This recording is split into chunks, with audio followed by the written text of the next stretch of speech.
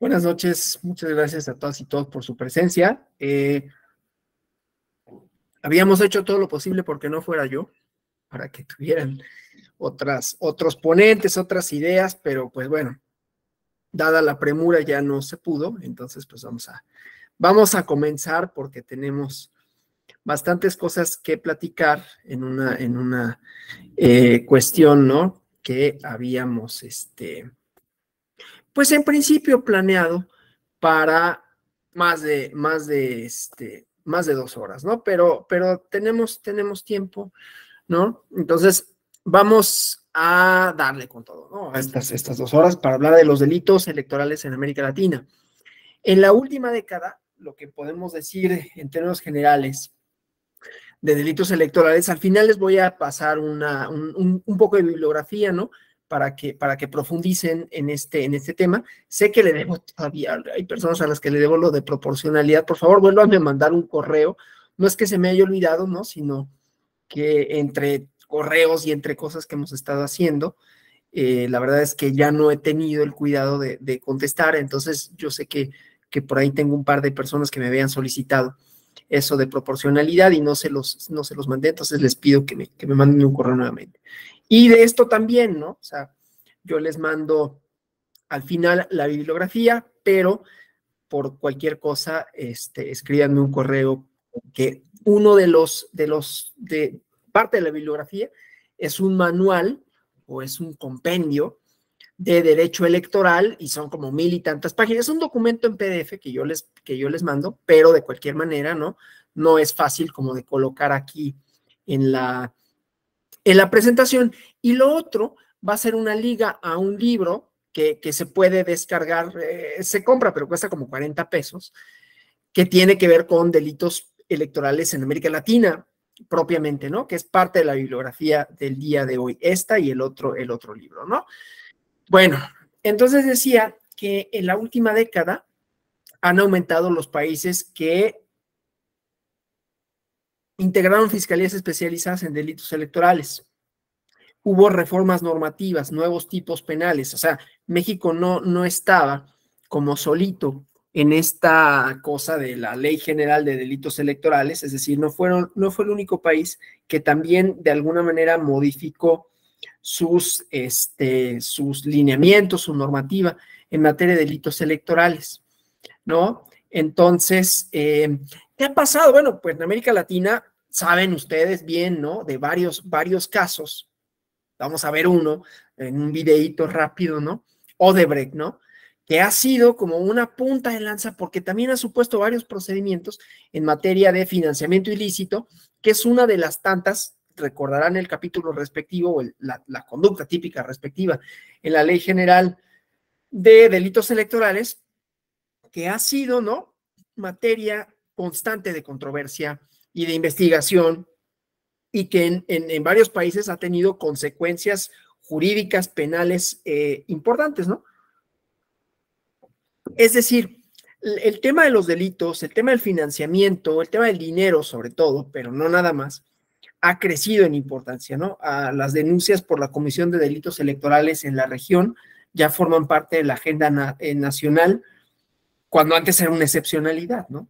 En América Latina, la forma en la que se desarrollan las elecciones varía, pero también son pocos los que están totalmente ajenos de sucesos de conflictividad electoral.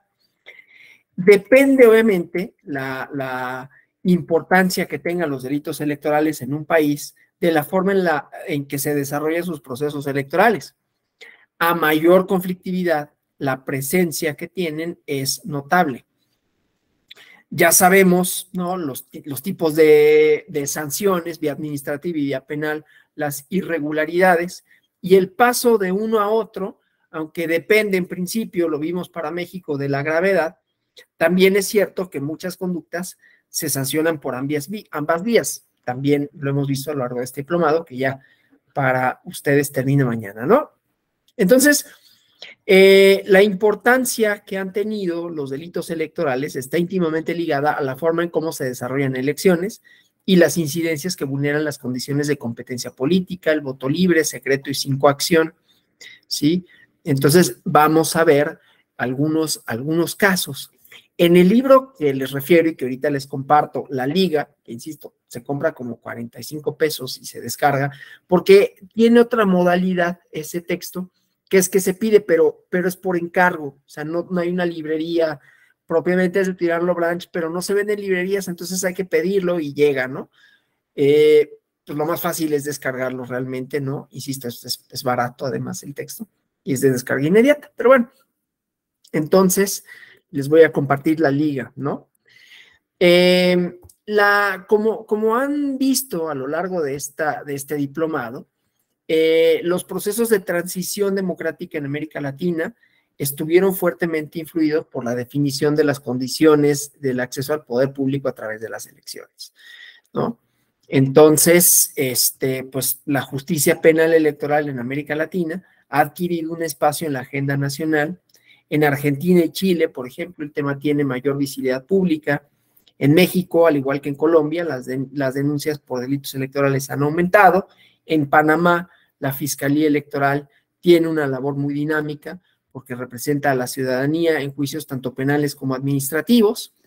En Guatemala, cada proceso electoral, de acuerdo con un autor guatemalteco que participa en este libro que les comento, de Tirarlo Branch, dice, se incrementa la violencia y la conflictividad, además de la no aceptación de los resultados, que son una constante, ¿no? Entonces, la conflictividad y violencia electoral es utilizada para lograr objetivos políticos, eliminar al rival político, obstaculizar la participación electoral, coaccionar a los votantes o intimidar a las autoridades electorales, ¿no? Pero claro, no es nada más Guatemala. A pesar de todo, son solo 2 países los que han integrado, los que han establecido fiscalías especializadas y permanentes electorales, Panamá y México. Aunque República Dominicana, Costa Rica, Guatemala tiene propuestas o han tenido propuestas para incorporar fiscalías especializadas en delitos electorales. En Colombia, en Salvador, ¿no? Son las fiscalías generales las que tienen áreas especializadas para atender delitos electorales. Recordarán ustedes en la clase, me parece que fue en la clase con el maestro, con el fiscal de Hoyos, que les comentó, es que no sé si fue con el fiscal de Hoyos o fue con Daniel Díaz, quien les comentó la génesis de la FEPADE, primero con un carácter de subprocuraduría y luego ya con esta parte con autonomía técnica y de gestión, etcétera, ¿no? Pero bueno, el chiste es que hay países que tienen áreas especializadas, pero al interior de las fiscalías. En México, además, pues también las fiscalías tienen a nivel subregional, ¿no? Al nivel de las entidades, sus propias fiscalías, ¿no? En otros países, en cambio, las denuncias por delitos electorales las atiende el Ministerio Público Ordinario. Pero en toda Latinoamérica, los países contemplan leyes sobre delitos electorales. A ver, es un problema decir Latinoamérica, ¿no? Hay una revista, la revista de la Universidad de México, creo que es la de este mes, tiene un número que se llama Centroamérica, y así como Centroamérica, Latinoamérica es un concepto que es difícil de discernir, ¿no? Porque puede ser por geografía, pero resulta que hay países que están son bastante septentrionales, más de lo que es, por ejemplo, Miami, que ya no sería Latinoamérica, aunque por su composición cultural posiblemente sí lo sería, o sea, el número de personas que hablan español, pero entonces también lo sería Estados Unidos. Se asocian una serie de prácticas, la empresa colonial, ¿no? O sea, hay varias formas de definir a Latinoamérica y siempre es muy problemático, ¿no? Para todo esto, a quien le interese la historia de América Latina, hay un libro muy bueno de Tulio Halperin Donji que se llama así, ¿no? Historia de América Latina. Pero bueno, eso solo para decir que es un concepto cultural distinto, ¿no? O diverso, depende cuáles sean los criterios. Pero más o menos tenemos una idea de la mayoría de los países que lo componen, ¿no? El chiste es que todos los países contemplan leyes sobre delitos electorales y ya sea que las tipifiquen códigos penales o electorales. México es el único país que tiene una ley general de delitos electorales con más de 200 tipos penales. Cuando digo más de 200 tipos penales, y esto sé que lo vieron con Daniel, Quiere decir que un mismo tipo penal, un mismo artículo, define varias conductas, ¿no? Y entonces cada una de ellas tiene su propia conducta típica, antijurídica y culpable. No es superficial afirmar que las condiciones de competencia política, las prácticas irregulares, son similares en la región. Por eso hablé, por ejemplo, el caso Odebrecht, ¿no? Las legislaciones existentes son equivalentes en muchas de las conductas que tipifican, otras están en proceso de incorporar nuevos tipos penales, ¿no? Entonces, bueno, hay países donde las denuncias por delitos electorales son numerosas. En Colombia, ¿no? Más o menos la numeralia habla de 12,629. En México en 2018 más de 3,000. Digo, esta numeralia 3,000 a nivel federal, desde luego a nivel subregional, y vieron bien con el fiscal de Hoyos, ¿no? Las denuncias. Chile y Argentina tienen el número más bajo de denuncias. Ellos, sus leyes electorales, sobre todo la de Chile, no son tan refinadas como la de México. La verdad es que tampoco es que les hace mucha falta. O sea, su conflictividad electoral es de otro tipo, pero no ni del proceso, ni de los partidos, ni de propiamente las campañas electorales, ¿no? Entonces, bueno, la agenda pendiente, que México sí lo ha hecho, es tipificar la violencia política de género. Lo contempla El Salvador, lo contempla Bolivia y lo contempla México, ¿no?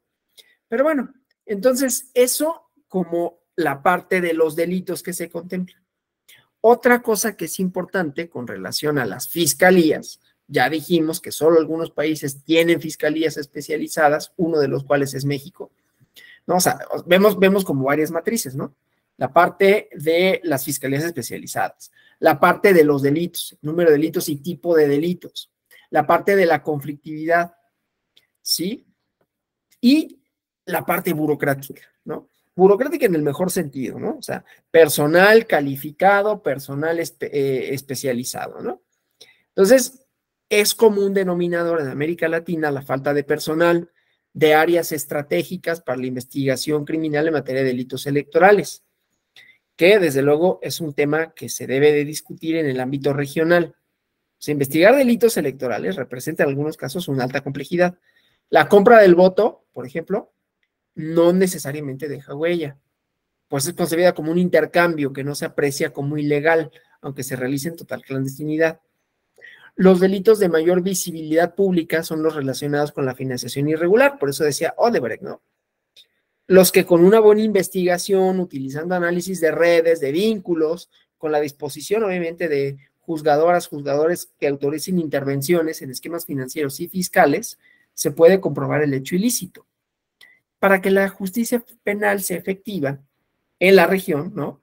Es necesario potenciar acciones de coordinación entre las distintas instancias con competencia en la investigación de delitos. Casi todos los países de América Latina tienen sistema de justicia penal acusatorio, que vieron con Gladys, ¿no? La maestra Gladys, algunas de sus características, que contribuyen en gran medida a la justicia penal electoral, pues en un juicio oral se puede apreciar quién es el acusado, por qué se le acusa, el profesionalismo del fiscal o de la fiscal para presentar sus evidencias, los argumentos de la defensa, la resolución pública, ¿no? Y que la ciudadanía pueda estar informada de los delitos que se cometen, quiénes son los responsables y la conclusión. Entonces, uno de los mecanismos del sistema acusatorio que permite hacer los juicios más expeditos es la suspensión condicional del proceso, ¿no? Como figura, que tiene que ver una solución para acortar el tiempo en el que se resuelven los juicios, y esta suspensión condicional, que sobre todo se trata para una figura procesal, ¿no? Para delitos no graves, en donde no hay reincidencia. La mayoría de los delitos electorales son no graves y por eso también no llevan aparejada la prisión preventiva oficiosa, salvo cuando se trata del uso de recursos públicos, ¿no? Y entonces, la suspensión a prueba, que también le llaman, ¿no? Que es una especie de preliberación, algo como en Estados Unidos le llaman probation, de ahí viene la institución, en donde, bueno, si te comprometes a llevar a cabo una serie de conductas, ¿no? Positivas, entonces se te deja en libertad, pero en cualquier momento, en cuanto violes alguno de los términos de esa suspensión condicional, te regresan a prisión, ¿no? Eso como figura procesal que la mayoría de los países en los sistemas acusatorios contemplan y que para la mayoría de los países, los delitos electorales son no graves, excepto cuando se trata de uso de recursos públicos y de financiamiento ilícito, ¿no? Entonces, bueno, obviamente el papel de la víctima, ¿no? En lo que respecta a los delitos electorales, pues las víctimas seríamos todas las personas, ¿no? Todas las que podríamos ser susceptibles de compra y coacción del voto o que violentaran su derecho al haber cometido irregularidades dentro de la jornada electoral, pero también todas y todos, ¿no? En sentido más amplio, cuando, por ejemplo, se violenta la cadena de custodia, cuando se hace mal uso del Registro Federal de Electores, que puede tener o no efectos para la elección como elección o para la persona en su individualidad, pero sí en el colectivo. O sea, la parte del financiamiento puede ser, bueno, a mi persona no le afecta que haya financiamiento ilícito, pero sí a la elección, ¿no? Como elección, en la parte de la integridad y en la parte de la certeza, legalidad y equidad en la contienda, ¿no? Bueno, entonces, pues, cualquier persona, en principio, podemos ser susceptibles de compra y coacción del voto, que se violente nuestro derecho cuando se cometan irregularidades durante la jornada electoral y que esto no permita dotar de certeza y legalidad los resultados. Hay una resolución de la Asamblea General de la ONU, la 40/34, que habla de los principios fundamentales de justicia para víctimas de delitos y abuso de poder, ¿sí? Y ahí da un concepto más amplio de víctima. Todas las personas que de manera individual o colectiva hayan sufrido daños o menoscabo sustancial de sus derechos fundamentales como consecuencia de acciones o omisiones que violen la legislación penal vigente. Los derechos electorales son parte, lo sabemos, ¿no?, de los derechos fundamentales. Entonces, esta resolución establece que las víctimas tienen derecho, entre otras, al acceso a la justicia, participar en el proceso, proteger su intimidad, la restitución de lo indebidamente sustraído o violado y la reparación integral del daño. La pregunta es cómo calcular la afectación de la víctima en un delito electoral cuando al voto difícilmente se le puede dar un valor tangible. O cómo calcular, pues, el daño que representa afectar la organización de la elección. En México este es un tema para el cual no hay un criterio uniforme, ¿sí? La manera temporal es imponer multas menores, ¿sí? Es algo que todavía falta mucho explorar, inclusive como ejercicio comparado, las medidas de reparación integral y de no repetición, ¿sí? Dentro de los procesos penales, porque está bien desarrollada la reparación integral y la no repetición, en el caso mexicano, en el procedimiento especial sancionado. Digo bien desarrollada como posibilidad, luego cómo se materializa es distinto, ¿sí? Está el famoso caso que supongo que ya vieron, de como medida reparadora, en la violencia política de género, y mañana van a tener la conferencia con relación a esto, ¿no? De la inscripción a un registro que tendría como efectos la cancelación de una candidatura por no acreditar el modo de nuestro vivir, pero pues ahí la Suprema Corte de Justicia de la Nación tuvo otra interpretación con relación a esto y entonces volvió ineficaz esa sanción que no estaba tipificada, pero que hacía eficaz finalmente ese principio, ¿no? Entonces, aquí la cosa es, como pregunta, ¿sí?, medidas de reparación integral en el derecho penal electoral, ¿no? Y cómo podría ser, ¿sí?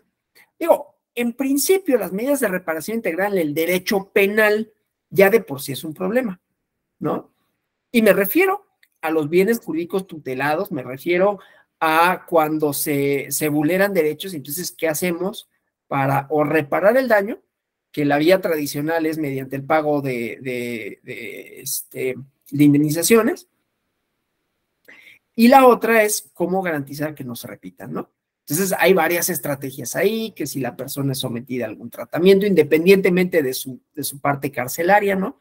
Con relación a la imposición de la pena, una pena adicional, que puede ser la rehabilitación, puede ser terapia psicológica, etcétera, ¿no?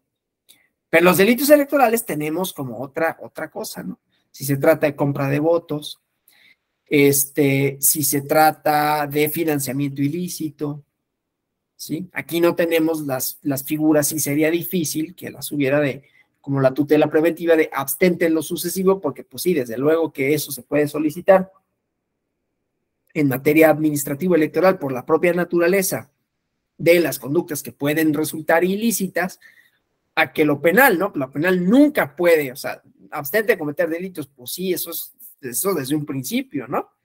En cambio, en la tutela preventiva, en los especiales sancionadores, sería, bueno, abstente en lo sucesivo de hacer esto que constituye una infracción, ¿sí? O sea, algo que en principio estaría tutelado por el derecho, ¿no? Decir determinadas cosas y que eso constituye propaganda electoral, ya no lo hagas porque es propaganda electoral y entonces ahí hay una medida precautoria que no se puede dictar en el proceso penal electoral, ¿no?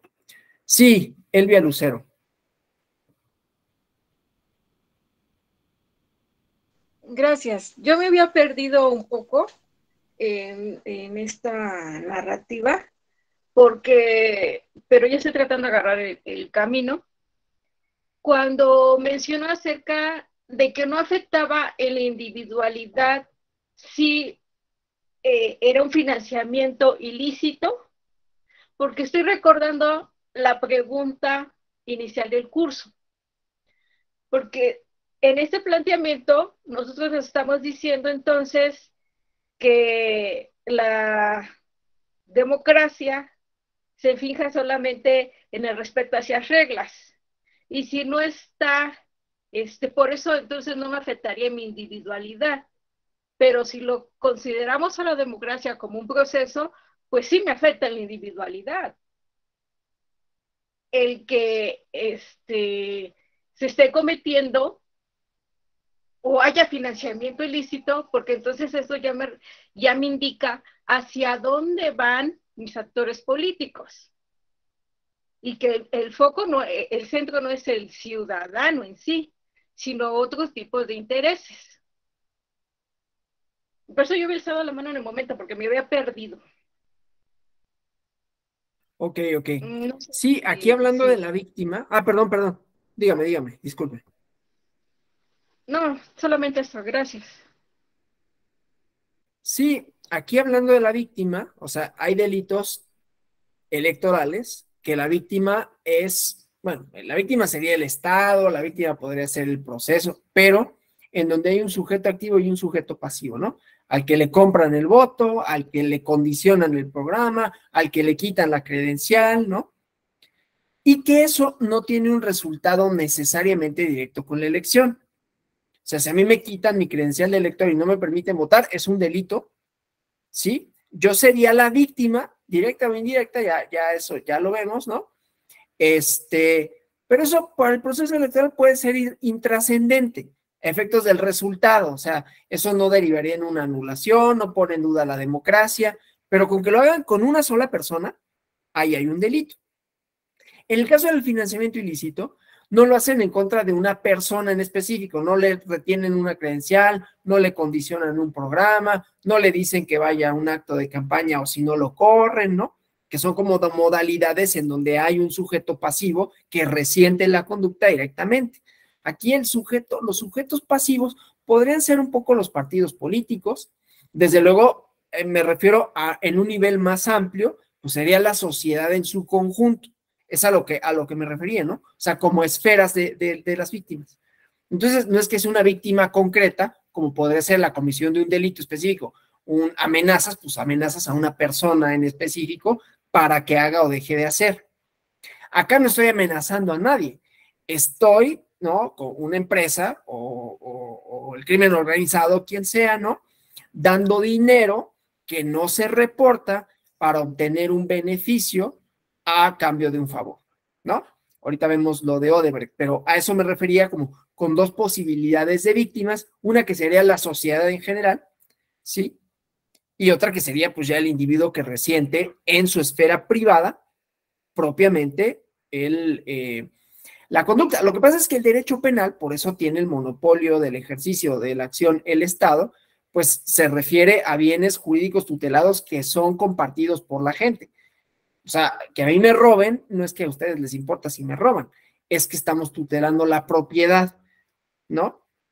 Claro, se materializa en mí, soy sujeto pasivo de algo que está prohibido, que es el robo, porque lo importante, lo que protegemos no es a mí, es la propiedad. En ese sentido, también diríamos, bueno, estamos protegiendo la certeza del sufragio, no a la persona a la que le condiciona, no a la persona a la que le quitan la credencial. Sin embargo, ellos lo resienten. Acá en el financiamiento ilícito no es que directamente nosotros lo resintamos, aunque sus efectos se vean en que pues tenemos autoridades relativamente ilegítimas. No sé si me explique. Sí. Noel Carmona. Buenas noches, maestro. Buenas noches a todos. Estoy detectando aquí que entonces los bienes jurídicos difusos en cuanto al derecho electoral en sí, la democracia, el principio de legalidad, si son afectados por medio de un delito electoral, ¿habría problemas para el Ministerio Público al momento de formular la acusación? Bueno, antes, al momento de formular imputación y después, al momento de formular acusación, de concretar en qué va a consistir la reparación del daño para solicitarla, ¿no? Yo creo que ahí el Ministerio Público se las vería negras, que no sabría decir, bueno, y solicito la reparación del daño, pero ¿en qué consiste, no? Esa reparación del daño. ¿Es cuánto? Claro, sí, es que ahí es donde más difícil que cuando es una persona en lo individual, ¿no? Pero efectivamente aquí sería un derecho difuso porque es colectivo, de manera más concreta. También la propiedad es un derecho colectivo, la vida es un derecho colectivo, pero se materializa en una persona que resiente la acción o la omisión de la persona culpable, ¿no? Aquí les colgué, pues, aquí es la dirección electrónica del libro, se puede leer la introducción, pero, pues, les digo, cuesta 44 pesos, ¿no? Entonces, pues, sí lo recomiendo bastante, ¿no? De hecho, yo lo compré porque ayer que cancelamos la clase dijimos, bueno, pues vamos a tener que tener un plan B, ¿no? Y entonces el plan B era, pues, que yo diera la clase o que buscáramos a alguien más. Y entonces, pues, bueno, por eso es pues bueno, leí el libro, hice algunos apuntes, desgraciadamente ya no pude hacer una presentación, pero les pongo ese material y ahorita vamos a ver un video de Odebrecht que tiene que ver con eso. Entonces, pues, los derechos electorales, cómo calculamos la afectación, cómo calculamos el daño que representan a la afectación, y los jueces latinoamericanos que conocen de delitos electorales, la mayoría o todos, salvo el caso de Panamá y República Dominicana, fíjense, son convencionales en materia penal, ¿no? O sea, juez de control en México, o sea, no hay jueces especializados en penal electoral, ¿sí? Pero en República Dominicana y en Panamá, ¿sí? Son específicos para penal electoral. Porque la justicia penal ordinaria tiene otra dinámica, otra velocidad para resolver que es mucho más lenta que la justicia electoral. Ustedes saben bien, ¿no? Cómo la justicia electoral resuelve rápido por la propia mecánica de los procesos electorales. Entonces puede suceder en la materia penal que un caso sea resuelto en años, lo cual depende también de la estrategia de la defensa, y en materia de justicia electoral los casos tienen que ser resueltos rápido y tienen efectos en el proceso electoral.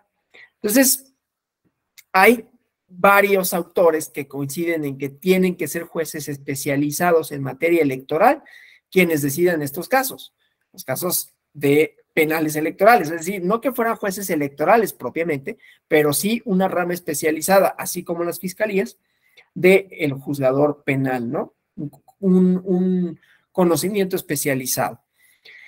En la parte de la prevención, que también es parte integral de la justicia, del sistema de justicia penal electoral, pues nos sirve, ¿no? Para mantener la legitimidad de las elecciones, Y que desde luego no termina ahí, porque pues ahí vienen las dimensiones que las platicamos en su momento, ¿no? De la integridad electoral, ¿sí? Y luego, pues nuestra propia conflictividad, porque toda América Latina vivió sus procesos políticos de una forma o de otra, sus transiciones políticas, ya fuera con autoritarismos militares, con autoritarismos electorales, como en el caso de México, algo sui generis, ¿no? Con la tercera ola democrática y sus propias, decía, transiciones y temas de partidos, algunos que arrastran como como el peronismo en Argentina, que ha tenido como muchas facetas, muchas caras, ¿no? Y muchas manifestaciones. Los gobiernos de coalición de Uruguay, ¿no? El Frente Amplio, entonces, y que vienen también de dictadura. Entonces, esto también ha mermado un poco la apreciación del derecho al sufragio, ¿sí? Y que hay otras prácticas derivadas de nuestra cultura política más o menos compartida, como la compra de voto, que socialmente no suscita mucho rechazo. Entonces, pues la prevención de los delitos electorales tendría que recaer en varias instituciones electorales, educativas, penales, pero son pocas las fiscalías que desarrollan acciones de prevención. Panamá, México y El Salvador, ¿no? Entonces, aunque las elecciones en América Latina no son homogéneas, a veces los procesos electorales son ordenados, con paz social, se reconocen los resultados, otras, en cambio, violentan la sana competencia. Entonces, por eso es necesario ir monitoreando los procesos, ¿no? Voy entonces a referirme ahora a Odebrecht. Les voy a compartir un documental, ¿sí? Van a ser dos cosas, ¿no? O sea, primero, el caso de corrupción de Odebrecht, y luego un asunto penal, ¿no? Argumentos, alegatos de la fiscalía en su momento, ¿no? En otro país, desgraciadamente, pero bueno. Entonces, vamos al primer video y luego les comparto el segundo. Voy acá. Digo, porque en estos casos es muy ejemplificativo, ¿no? Muy emblemático. Noel Carmona, ¿tenías alguna pregunta, comentario? ¿No? Ok. Entonces, cancelo mi sonido, ¿no? Para que no se vicie.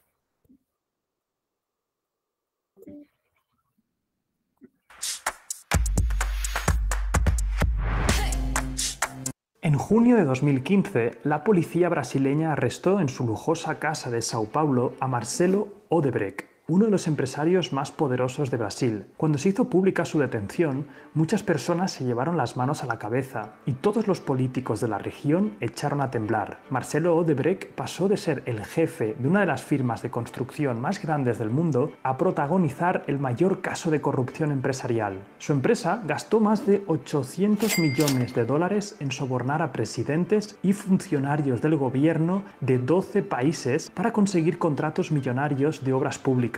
Y la lista de proyectos es interminable. Líneas de metro en Venezuela, un puerto de $1.000 millones en Cuba, tranvías en Colombia o la sede de los Juegos Olímpicos de Río de Janeiro. El caso Odebrecht ha pasado a la historia como uno de los mayores escándalos de corrupción de los últimos años. Pero la gran pregunta es, ¿qué pasó con esta empresa después de su escándalo? En este vídeo vamos a analizar su historia, las cosas buenas que tenía la empresa, porque no solamente creció a base de corrupción y de todo lo malo que hizo, y luego veremos por último su decaída y todo el escándalo final que tuvo. Así que quédate en este apasionante caso, porque la historia tiene unos altibajos increíbles. Así que vamos allá.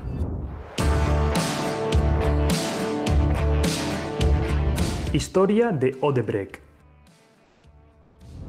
Marcelo Odebrecht fue el heredero de un gran imperio creado en 1944 por su abuelo, Norberto Odebrecht, un inmigrante alemán y joven ingeniero. Su abuelo decidió crear una empresa de construcción basándose en la calidad e innovación, y pronto se ganó la fama de ser más eficiente que sus competidores, logrando levantar edificios en menos tiempo con los mismos recursos. Unos años más tarde, en 1953, Odebrecht realizó la primera obra pública para Petrobras, la famosa petrolera estatal de Brasil.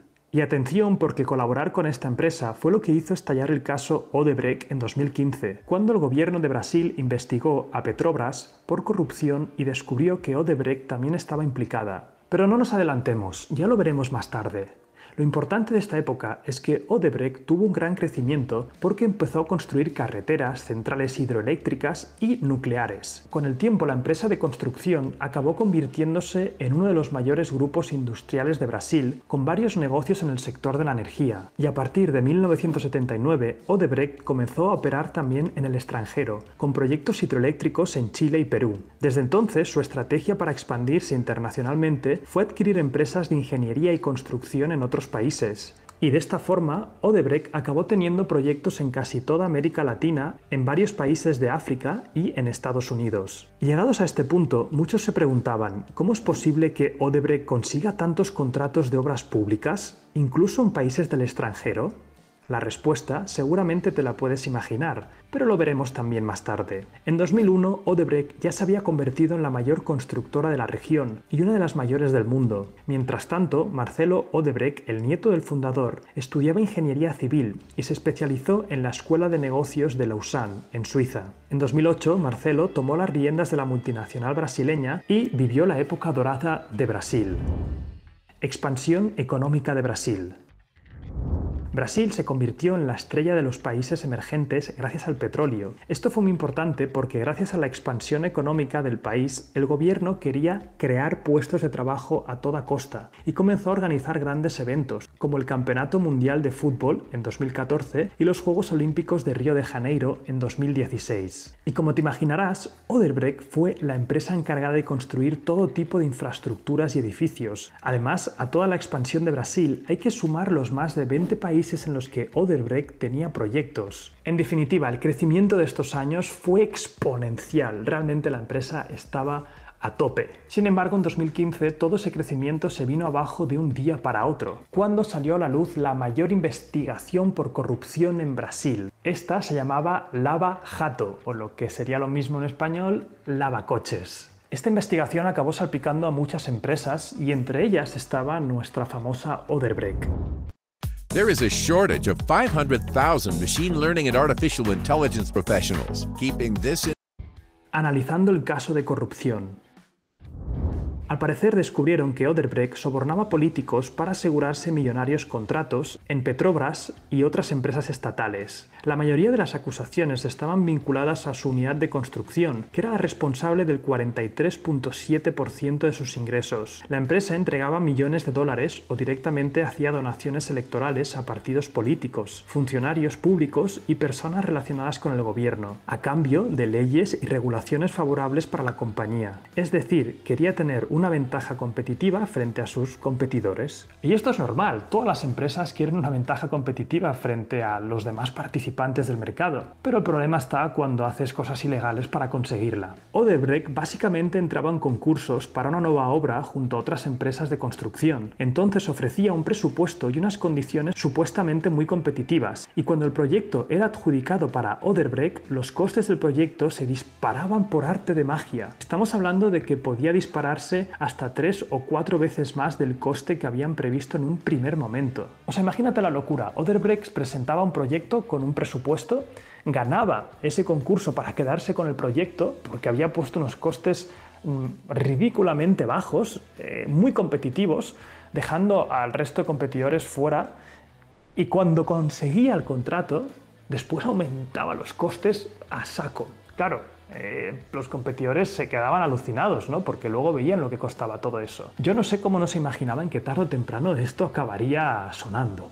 En algunos países como Alemania esto directamente no se puede hacer, porque si los costes suben una vez que has empezado la obra, son las constructoras quienes tienen que afrontar el coste extra. Y te preguntarás, ¿cómo es posible que no les pillaran en todos estos años? Odebrecht había creado sociedades anónimas ficticias en lugares como Belice, las Islas Vírgenes y Brasil. Incluso acabó creando específicamente un departamento de sobornos llamado Sector de Relaciones Estratégicas. Como puedes comprobar, lo tenían muy bien planificado todo.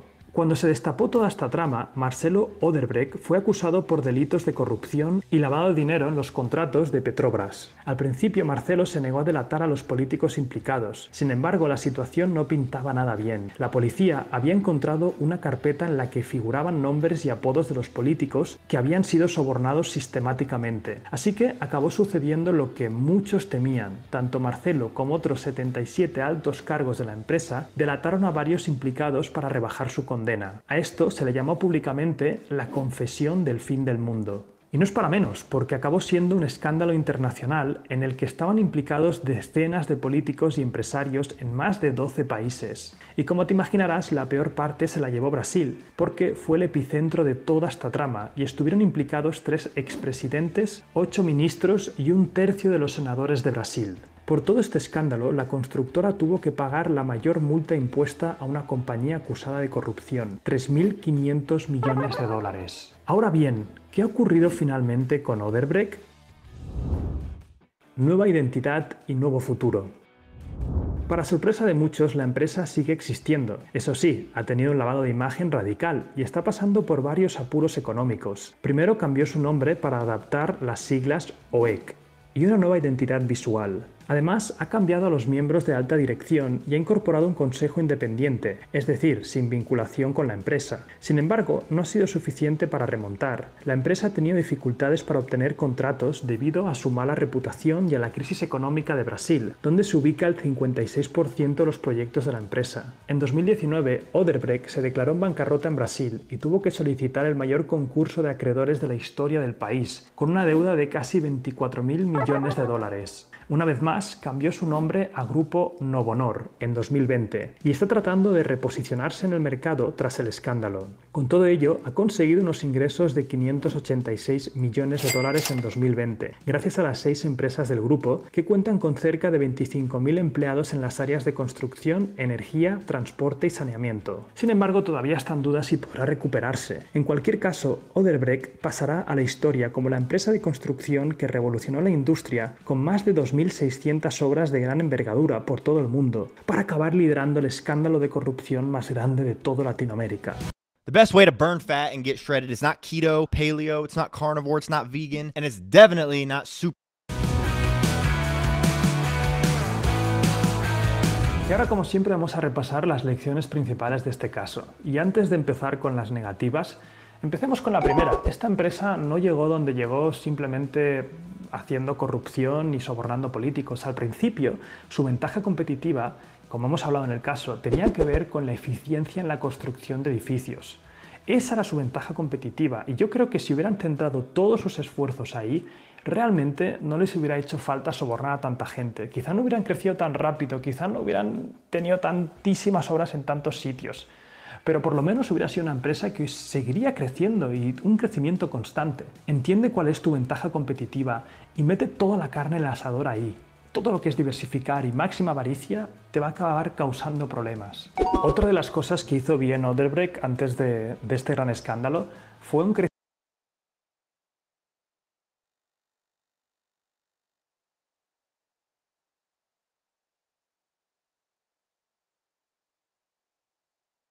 Me interesaba la parte del escándalo, ¿no? Y ahora vamos a los alegatos de la fiscalía en uno de los casos.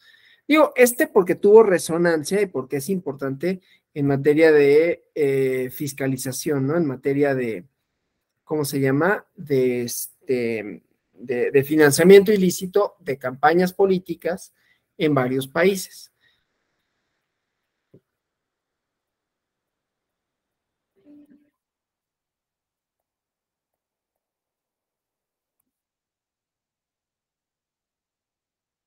Hubo elementos recurrentes, por ejemplo, la creación de sociedades anónimas de fachada, la utilización de testaferros, contratos ficticios e información falsa para justificar depósitos que provenían de Odebrecht. Durante el 8º día de audiencia se individualizó la presunta participación de José Domingo Arias, Frank de Lima, Evelyn Vargas, Francisco Pérez Ferreira, Roberto Brin, Navin Mohan Batka. Que no eran donaciones, eran sobornos.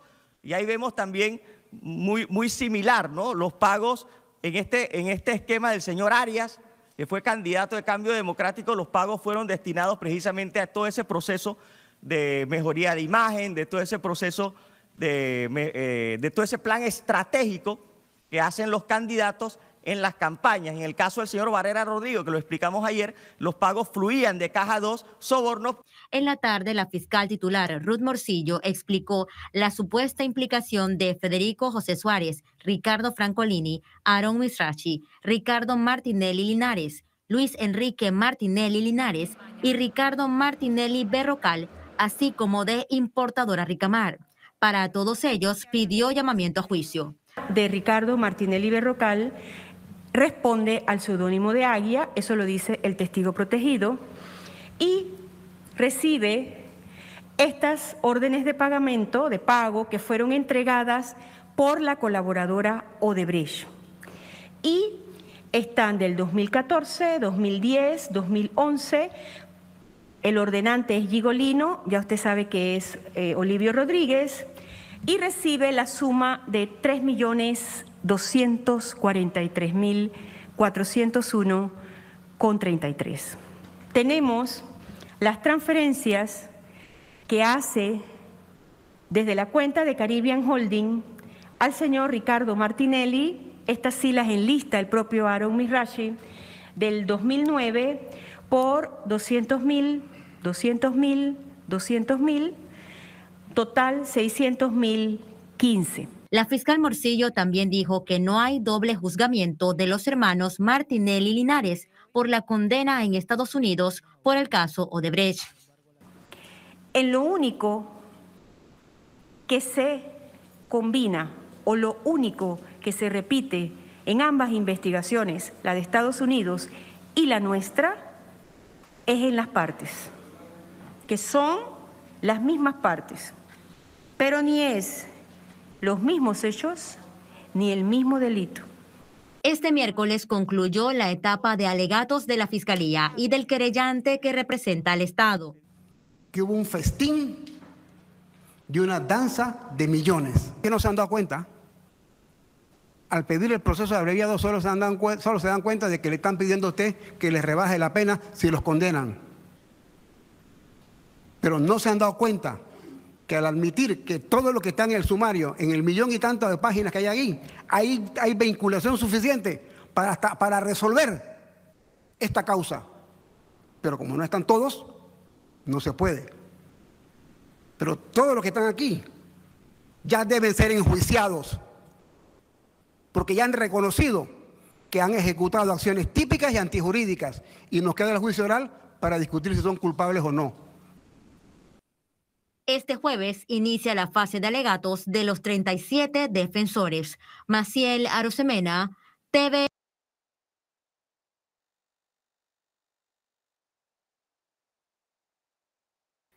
De aquí, dos instituciones procesales interesantes que fueron mencionadas, ¿no? El criterio de oportunidad, que lo mencionaron en el primer video, ¿no? En donde hay una colaboración por parte, digo, esta es una parte procesal, pero me interesa porque en delitos relativos a financiamiento ilícito puede haber, como una institución, ¿no? El criterio de oportunidad y, por otro lado, el proceso abreviado, ¿no? Entonces, vamos a ver ambas cosas, ¿no? Tanto el procedimiento abreviado como el criterio de oportunidad, porque como vimos, ¿no? En los procesos, penales, procesos penales electorales en América Latina, compartimos varias instituciones, ¿no?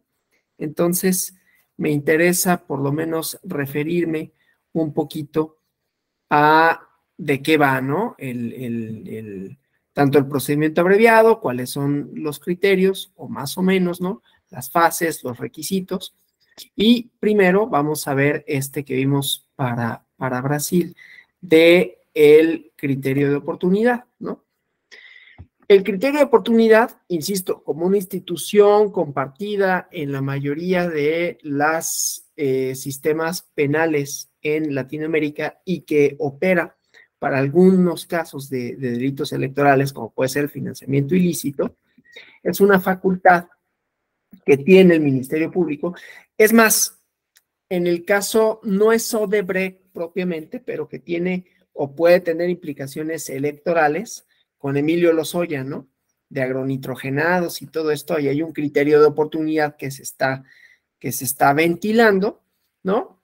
Digo, podría tener, porque ahí está relacionado con una mencionada así, yo no sé si exista, ¿no? Pero mencionada como Operación Diamante, y tiene implicaciones de financiamiento ilícito. Pero bueno, entonces, a él, por ejemplo, se le ha dictado un criterio de oportunidad, que significa una facultad que tiene el Ministerio Público de no ejercitar acción penal, o sea, podría determinar no perseguir delitos, pues, menores, según el criterio, que no afecten al interés público, y tal criterio surge con la reforma constitucional de 2008 para descongestionar las cargas de trabajo del sistema de justicia penal, evitar la saturación de trabajo tanto en las procuradurías como en los tribunales, y esto es antes de que llegue al juez de control.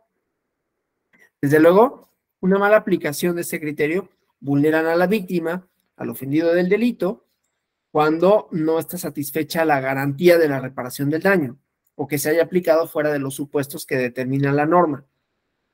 Su uso discrecional también, ¿no? Es un mal criterio tomado por el fiscal.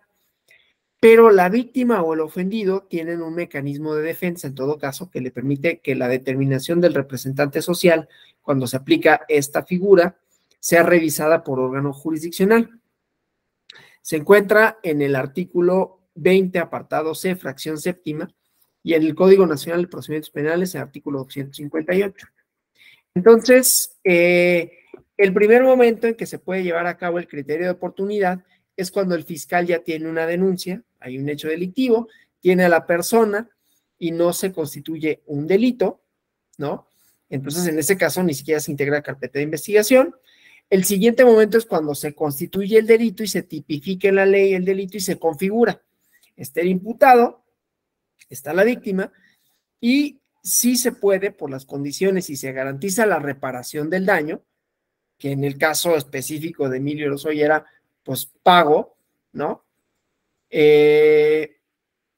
Ese, por ejemplo, criterio de oportunidad luego es muy común en los delitos fiscales, ¿no? Menos me interesa meterte a la cárcel que el daño que provocaste al erario público. Entonces, creo que también le pasó al dueño de Altos Hornos de México, ¿no? Que estuvo en prisión, Alonso Ancira. Creo que también siguió algo así, pero no me crean respecto de ese caso, ¿no? Pero bueno, el chiste es que se garantiza la reparación del daño, se escucha a la víctima y en ese momento se puede terminar el procedimiento. No hay, en principio, una desigualdad procesal, porque tanto la Constitución como el Código Nacional de Procedimientos Penales, aunque no estipulan los criterios de oportunidad como un derecho a favor del imputado, que obliga al fiscal a aplicarle un criterio de oportunidad, ¿sí? Cuando se encuentran satisfechos determinados requisitos, es una decisión, en realidad, del representante social, es una decisión de la fiscalía, del fiscal.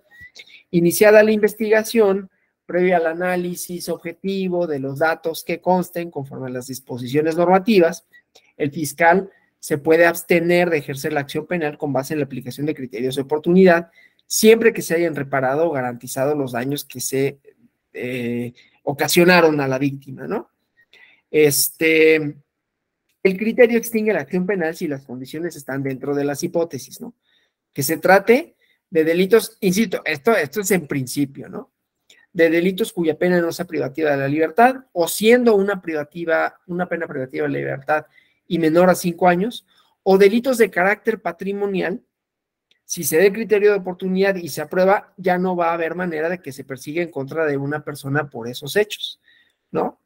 Si es una pena que carece de importancia en comparación con otra pena, o si en todo caso esa persona puede aportar elementos para descubrir otra trama más grande de delitos, ¿no? Entonces, bueno, eso en general, ¿no? Como institución tiene estas características. Y luego me referí bueno, se refirieron acá al procedimiento abreviado, en el caso de Panamá, que también siguieron Odebrecht, ¿no? Odebrecht tuvo en un montón de lugares, en Brasil, en Panamá, en México, pues ahí tuvimos hasta un fiscal que fue destituido, ¿no? Por esa trama, o aparentemente por eso fue destituido. Pero bueno, entonces, el procedimiento abreviado es igual, ¿no? Concluir de forma anticipada un determinado procedimiento, busca terminar el proceso judicial antes de alcanzar la etapa oral. Toma el juez el control de para dictar la sentencia, ¿sí? Obviamente, el Ministerio Público lo tiene que solicitar, la víctima no se debe de oponer, el acusado debe saber su derecho a un juicio oral, el alcance del procedimiento abreviado, ¿sí? Y tiene algunas particularidades, ¿no? Que es más ágil, que se garantiza, supuestamente, ¿no? Reforzada a la víctima, y tiene otras fases, ¿no? Y pues ayuda porque el acusado recibe una sentencia por medio del procedimiento abreviado que puede suponer reducida su condena cuando se le acusa de determinados delitos, ¿no? Y requiere algunas cuestiones, que el acusado no haya sido condenado previamente por delito doloso, o delitos o más bien, porque el delito por el cual se lleva a cabo el procedimiento abreviado sea sancionado con penas de prisión cuya media aritmética, recuerden esto, ¿no? No exceda de 5 años, incluidas sus calificativas atenuantes o agravantes, y entonces el Ministerio Público puede solicitar la reducción de hasta una mitad de la pena mínima en caso de delitos dolosos y hasta 2/3 partes de la pena mínima en casos de delitos culposos. Ya sabemos que los delitos electorales siempre son dolosos, ¿no? Pero bueno, esto también habla de que las legislaciones en materia de recursos ilícitos normalmente son bastante benignas, digamos, ¿no? Para quienes cometen esas conductas, ¿no? Entonces, bueno, seguimos avanzando, ¿no?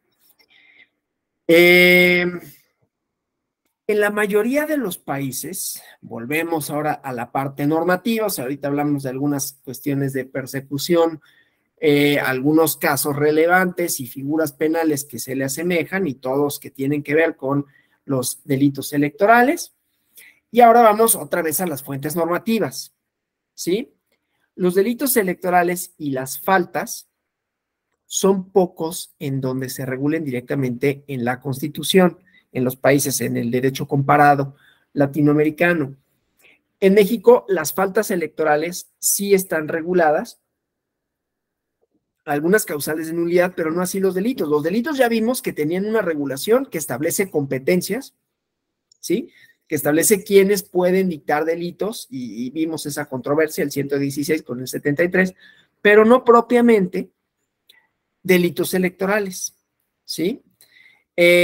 Por ejemplo, en la Constitución de Honduras sí se establece una acción penal por delitos electorales y dice, es pública y prescribe a los 4 años, o sea, instituciones propias del derecho penal electoral.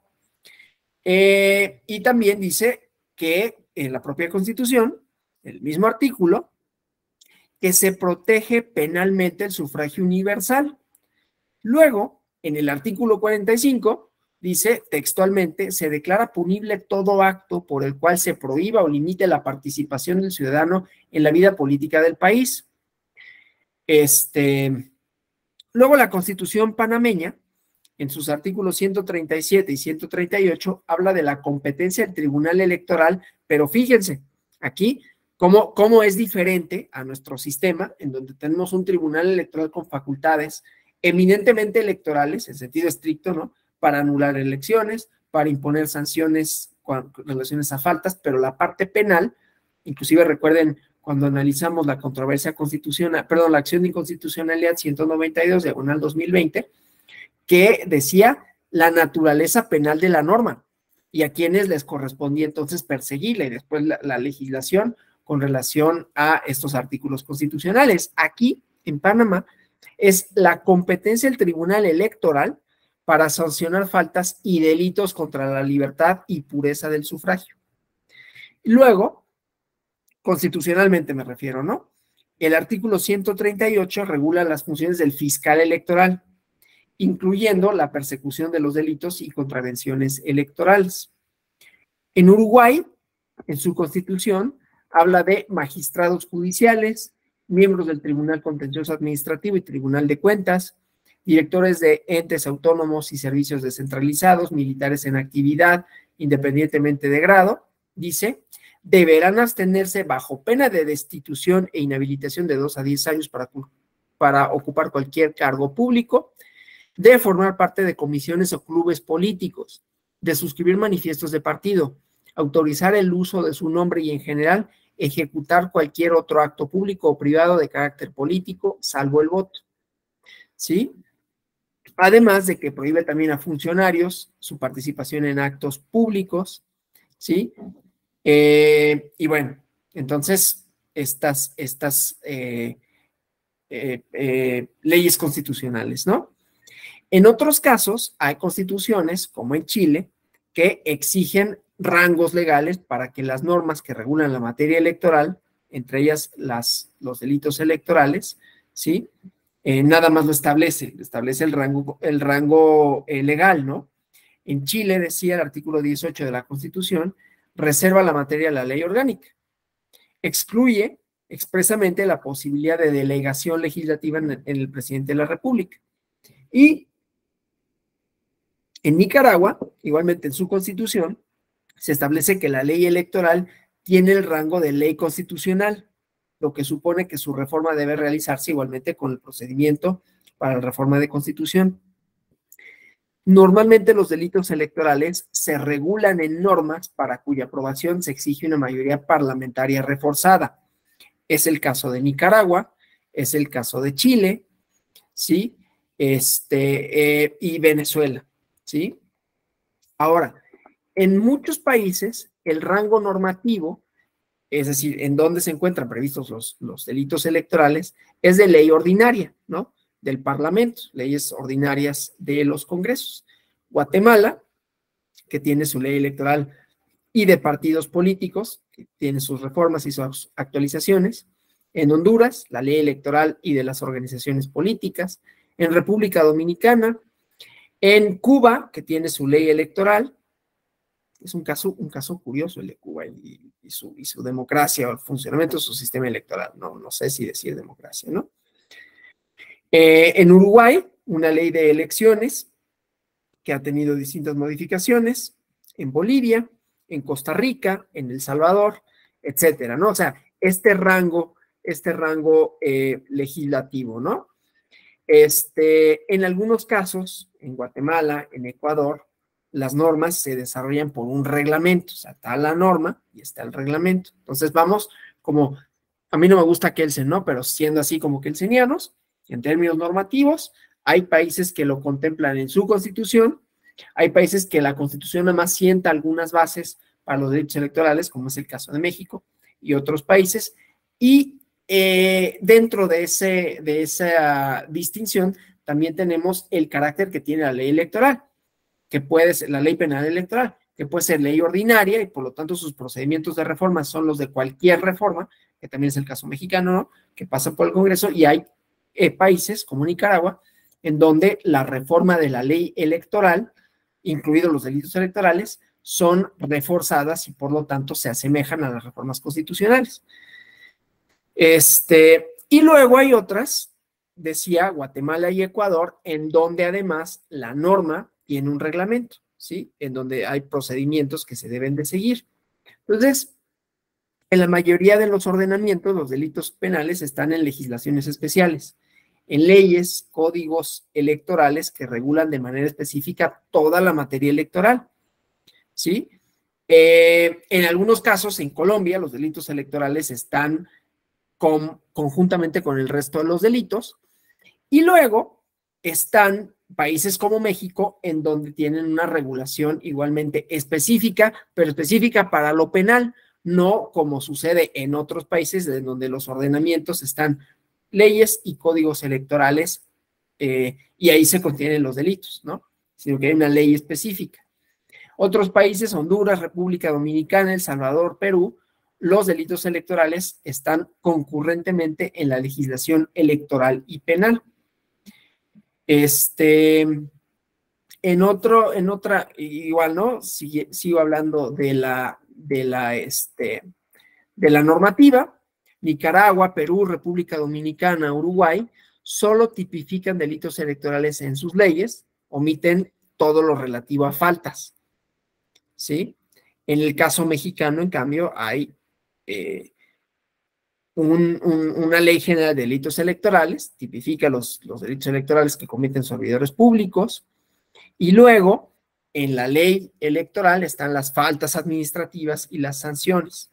No todos tienen, o sea, esta distinción que habíamos visto de delitos y sanciones o ilícitos, en sentido más amplio, no todos los países las tienen, ¿no? Luego, hay un Instituto Interamericano de Derechos Humanos que realizó un diccionario electoral y definió a los delitos electorales como conductas, acciones, omisiones atentatorias contra los principios que rigen un sistema electoral en un Estado democrático y que por su propio carácter particular son definidas y castigadas, por lo general, dice, no en el Código Penal, sino en la propia ley electoral. Esta característica que en México, en realidad, transitó de manera distinta, ¿no? Es decir, del Código Penal, que fue añadido, transitó a una ley que no, o sea, electoral, pero especial para delitos electorales. La Ley General de Delitos Electorales no es parte de la normativa electoral, es decir, no se incluye, por ejemplo, en la Ley General de Instituciones y Procedimientos Electorales, ¿no? En donde sí se regulan faltas electorales. Entonces, ni siquiera es un capítulo, ¿no? Sino que es una ley específica, que ya vimos, ley marco. Entonces, bueno, estos delitos en general tienen igualmente la función de garantizar la adecuada función electoral, el respeto en el marco de libertad de la expresión de la voluntad popular, garantizar la libertad del sufragio, el normal desarrollo de los procesos electorales. Como vemos, la mayoría de los países contemplan lo mismo, ¿sí? Ahora, en Bolivia se define distinto. Dice su artículo 194 en su Código Electoral. Un delito electoral es toda acción u omisión dolosa o culposa violatoria de las garantías que establece este código, constituye un delito electoral. En Guatemala, en su ley electoral y de participación política, dice, comete delito electoral quien por dolo o culpa realice actos u omisiones contra el proceso electoral para impedirlo, suspenderlo, falsearlo o alterar sus resultados. Diferentes, pues, definiciones, ¿sí? Luego los tipos. Ya habíamos visto nosotros, esto es en términos comparados, como pensemos en sus clases sobre la ley y sobre los delitos, ¿no? Entonces ahora pensemos en los tipos penales, que ya dijimos, México es el que más tipos penales contempla con 200. No obstante, las legislaciones hacen diferencias. Ahorita vemos algunas, ¿no? Entonces, por autor, ¿no? O sea, sujeto, elemento subjetivo, funcionarios públicos, ¿no? Delitos cometidos por funcionarios públicos en sentido estricto y personas que desempeñan funciones públicas durante el proceso electoral. También está en nuestro Ley General de Delitos Electorales, ¿no? Entonces, funcionarios públicos en sentido estricto. En algunos países está tipificado como delito la participación política de determinados funcionarios públicos en el proceso electoral, cuando ésta va más allá del mero ejercicio de su derecho al voto. En México sabemos que está diferenciado. A veces puede constituir delito y a veces puede constituir nada más una falta. Depende de la conducta, ¿sí? Sin embargo, por ejemplo, en Costa Rica, cualquier participación de los militares en el proceso electoral que no sea el ejercicio de derecho de sufragio es delito. En Uruguay también, ¿no? En su texto constitucional dice, y ya lo habíamos visto, ¿no? El presidente, vicepresidente de la República, los miembros del Tribunal Judicial, Tribunal de Cuentas, etcétera, ¿no? que dice no pueden ser elegibles para integrar la Cámara de Representantes, lo hace extensible a los empleados militares, ¿sí? Con excepción de los retirados o jubilados. Entonces, en este sentido, la función pública la podemos entender como una relación jurídica laboral que existe entre el Estado, sus trabajadores, difiere del servicio que sí prestan trabajadores que responden a conceptos de actividad pública, servicio administrativo o servicio público. Y entonces, en México tenemos una definición, ¿no?, de servidor público, servidora pública, toda persona que desempeñe un empleo, cargo, comisión de cualquier naturaleza en la administración pública federal, centralizada o del Distrito Federal, organismos descentralizados, empresas de participación estatal mayoritaria, organizaciones y sociedades asimiladas a estas, fideicomisos públicos, el Congreso de la Unión, los poderes judicial, federal y judicial del Distrito Federal o que manejen recursos económicos federales, ¿sí? Esto me refiero a administración pública federal, ¿no? Lo que se entiende, perdón, por empleados públicos federales, ¿no? Hay países como Chile en donde se considera delito el incumplimiento de cualquiera de las funciones que la ley electoral atribuye a los funcionarios, ¿sí? Solo es constitutivo de delito el incumplimiento de alguna de aquellas funciones, la negación de funcionarios a extender certificados o documentos electorales, o en Costa Rica, la negligencia de funcionarios registrales, que eso está también, ¿no?, en México. Aquí, a la hora de realizar las actualizaciones correspondientes, en el caso de Costa Rica, acá recordarán, ¿no?, en la Ley General de Delitos Electorales, hay delitos que pueden cometer fedatarios públicos, ¿no? Luego, la mayoría de las legislaciones, también relacionada con los funcionarios y funcionarias públicas, el abuso de poder, ¿no? Entre ellas hay algunas legislaciones como República Dominicana que consideran la falsificación de documentos electorales, ¿no? O presionar, intimidar a los electores, detener integrantes de las mesas electorales o cualquier elector, pero ese como una modalidad del abuso de poder, ¿no?, que recoge República Dominicana, Nicaragua, Paraguay, ¿sí? O abusos de cargos públicos para favorecer a determinado candidato. Lo contempla México, lo contempla República Dominicana, lo contempla Perú, ¿no? Y un abuso de autoridad, ¿no?, en términos generales, que son los delitos cometidos por funcionarios públicos, que como saben ustedes, en el caso mexicano, cuando se trata de programas sociales, tienen la prisión preventiva oficiosa, ¿no? Pero bueno, entonces, y que no es el único delito que pueden cometer los servidores públicos, como es de esto de presionar a las personas para que asistan a eventos, ¿no?, o que les condicionen con ellos su empleo, etcétera, ¿no? Pero bueno, entonces el abuso de autoridad que se contempla en la mayoría de las legislaciones, con algunas diferencias en cuanto a las conductas, ¿no?, que se establecen, así como hay diferencias en cuanto a las definiciones y diferencias en cuanto a la calidad de los sujetos, ¿no? O sea, quienes se consideran funcionarios públicos en algunas legislaciones con relación a otras, ¿no? El abuso de autoridad, pues, en términos generales, es el mal uso que hace una funcionaria o funcionario público de las facultades que la ley le atribuye. Configura un delito en ciertos casos: dictar resoluciones contrarias a la Constitución, no ejecutarlas cuando su cumplimiento corresponda, retardar ilegalmente, actos de su función. En México, el abuso de autoridad ha estado en los códigos penales y guarda relación en la materia electoral cuando se precisa quiénes son considerados servidores públicos, ¿no? Personas que se encuentran dentro de los supuestos, ya había dicho, el artículo 212 del Código Penal. En la propia Ley General de Delitos Electorales también hay definiciones de los sujetos, ¿sí? Y luego están los empleados electorales, los que desempeñan funciones públicas en el proceso electoral, diferente, ¿no?, en donde hay delitos de incumplimiento de funciones o abuso de poder, ¿no?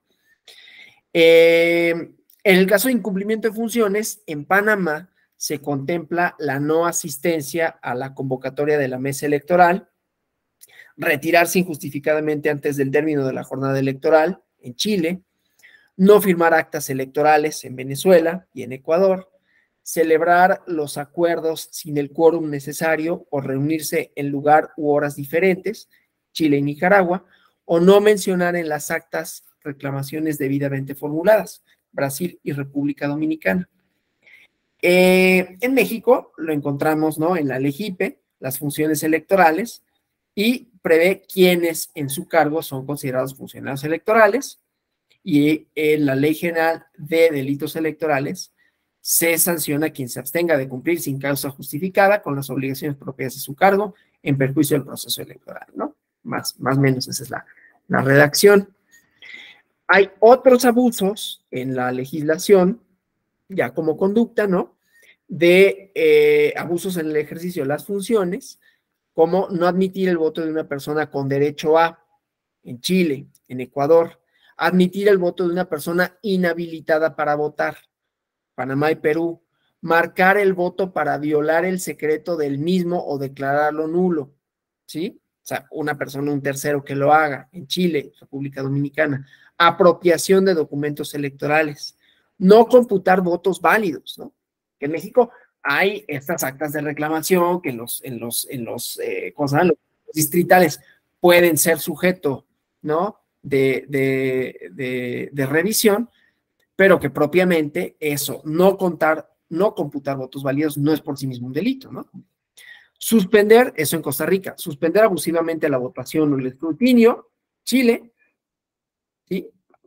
En el caso mexicano, las cuestiones relativas al escrutinio y cómputo, celebrar el escrutinio y cómputo en un lugar distinto al debido, al donde estaba la casilla, es causal de nulidad, pero no hay un delito específico en ese caso. O también, pues, el ejercer presión, ¿no? Que ese sí es en caso mexicano, ¿no? Ejercer presión sobre los electores, los induzca para votar a un candidato político determinado en el interior de la casilla o en un lugar donde se encuentran formados los electores, ¿no? Los partidos políticos ya vieron esta parte, ¿no? En general, encontramos pocos delitos que aparecen los partidos como sujeto activo. Se regulan algunos supuestos especiales, ¿no? En Paraguay, propiciar propaganda electoral sin respeto a los valores democráticos, la recepción ilícita de donaciones, y ahí vuelve el caso del financiamiento ilícito, ¿no? Hay casos, como en México, pero también en otros países, ¿no?, donde se considera sujeto activo del delito a los funcionarios partidistas, candidatos, ciudadanía, y entonces la sanción es individualizada a estas y a estos, ¿no? En caso de individuos, personas particulares, casi todas las legislaciones tipifican más o menos los mismos delitos, ¿no? Entonces, casi todos los países castigan las acciones de los particulares que consisten en obstaculizar el proceso electoral, fraudes electorales, ¿no?, que puede ser votar más de 2 veces, votar sin tener derecho, las falsedades electorales, se penalizan actos de propaganda electoral ilegal, vimos algunos, ¿no?, en la clase de antier, creo, ¿no?, divulgar información falsa que pudiera inhibir el voto, desórdenes públicos realizados donde las votaciones y en las cercanías del lugar donde éstas se celebran, coacciones dirigidas contra los electores o personas con funciones en el proceso penal, ¿sí? La calumnia, hay algunos países que castigan la calumnia, aquí es materia, esto para ver cómo lo que yo les decía, ¿no? Es contingente, depende de los lugares, depende de la cultura, depende de los significados. Entonces, hay lugares en donde son delitos electorales la calumnia, la injuria, ¿sí? En México no, o sea, la calumnia es parte del proceso sancionador y además, a diferencia de otros procedimientos, de otras legitimaciones activas para los sancionadores, tiene que ser la persona titular del derecho subjetivo público, o sea, ni siquiera el partido político, ¿no?, sino la propia persona afectada, en el caso mexicano, ¿no? En materia de delitos electorales hay distintos tipos delictivos, ¿no? Pero podríamos agruparlos en general como delitos, primero, que obstaculizan el proceso electoral, ¿no? O sea, acciones que no serían delictivas, pero que en el proceso electoral, recuerden que hablamos, ¿no?, de elementos temporales. Entonces, hay acciones que si no fueran en proceso electoral no serían delictivas, o que si no fueran en el proceso electoral no podrían suceder. Entonces, la obstaculización del proceso electoral no serían delictivas normalmente, pero en el proceso electoral son consideradas como delito porque entorpecen el mismo. Entonces, en Panamá, en Cuba, en Bolivia, ¿no?, la obstaculización de las inscripciones en el registro, atropello, impedimento, limitación del derecho al sufragio, en Chile, en Honduras, República Dominicana, negarse a dar certificados, ya lo había dicho, ¿no?, en Paraguay, en República Dominicana, en Panamá, negarse a admitir propuesta de candidato presentada en tiempo y forma. En República Dominicana, esa, por parte de la autoridad electoral, obstaculiza el proceso, ¿sí?, y es considerado un delito. Pérdida de documentos en Chile, e impedir a los delegados de los partidos el cumplimiento de su función. En México tiene algo, ¿no? Está quien obstaculice o interfiera dolosamente en el desarrollo normal de las votaciones, escrutinio y cómputo, traslado, entrega de los paquetes y documentación electoral, o el adecuado ejercicio de las tareas de funcionarios electorales, ¿no? Entonces, eso, obstaculización de los procesos. Falsedades, ¿no? Que se considere en general la creación mediante acciones, palabras, conductas, en interés del falsificador de una determinada apariencia que no corresponde a la realidad, que es lo que decíamos de dar información falsa para inhibir el voto, por ejemplo, ¿no? Pero bueno, más concretamente, por ejemplo, la suscripción de patrocinio de una candidatura en Chile, falsedades, en la inscripción registral en Argentina, falsificación de documentos electorales, Argentina, Uruguay, Cuba, Bolivia, alteración de los resultados electorales, ¿sí? Que ayer lo pensábamos también en términos de los ciberdelitos, ¿no? Bueno, ayer no, antier, los ciberdelitos como una modalidad en donde podían alterar estos resultados electorales, ¿no? Vote o pretenda votar con una credencial para votar de la que no sea titular, México. También resultan falsedades en general, conductas que suplanten la personalidad, ¿no?, para votar, en Panamá.